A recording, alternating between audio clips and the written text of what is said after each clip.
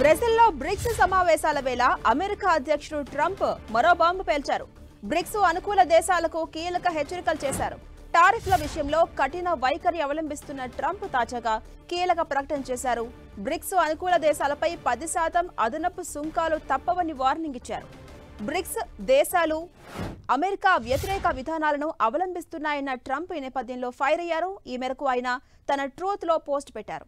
Bricks America వ్యతిరేక విధానాలకు మద్దతిచ్చే ఏ దేశానికైనా అదనంగా 10% టారిఫ్లు విధిస్తామని హెచ్చరించారు. ఇందులో ఎలాంటి మినహాయింపులు ఉండబోవని తేల్చేశారు ట్రంప్. బ్రెజిల్ వేదికగా బ్రిక్స్ శిఖరాగ్ర సమ్మిట్ జరుగుతున్న వేళ ట్రంప్ ప్రకటన చర్చనీయాంశంగా మారింది. రియో డి జనీరో నగరంలో బ్రిక్స్ సమ్మిట్ కొనసాగుతుంది. ఇందులో భారత ప్రధాని మోదీ సహా పలువురు దేశాధినేతలు ప్రతినిధులు పాల్గొన్నారు.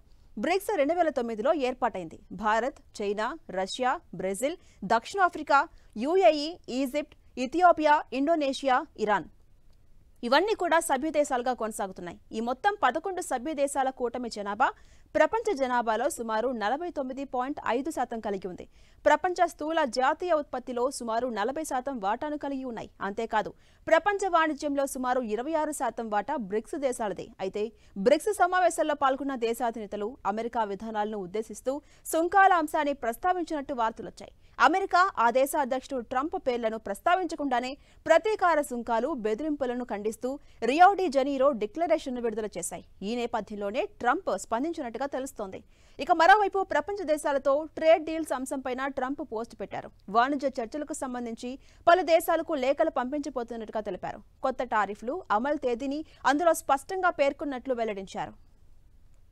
ఇక మరోవైపు ఈ నూతన వాణిజ్య సుంకాల తాత్కాలిక నిలిపివేతను అగ్రరాజ్యం మరికొన్ని రోజులు పొడిగించింది. తొలుత ఈ నెల 9న డెడ్లైన్ ఉండగా దీన్ని తాజాగా పొడిగించింది. ఆగస్టు 1 నుంచి నూతన టారిఫ్లను అమలు చేయబోతోంది అమెరికా. ఈ మేరకు అమెరికా వాణిజ్య మంత్రి హోవార్డ్ లుట్నిక్ ధృవీకరించారు. దీంతో అగ్రరాజ్యంతో వాణిజ్య చర్చల కోసం ఇతర దేశాలకు మరింత సమయం లభించినట్లయింది. ప్రస్తుతం అధ్యక్షుడు ట్రంప్ వాణిజ్య ఒప్పందాలను నిర్ణయించే పనిలో నిమగ్నమై ఉన్నారు. అందువల్ల కొత్త టారిఫ్లు ఆగస్టు 1 నుంచి అమల్లోకి రానున్నట్టుగా తెలిపారు లుట్నిక్.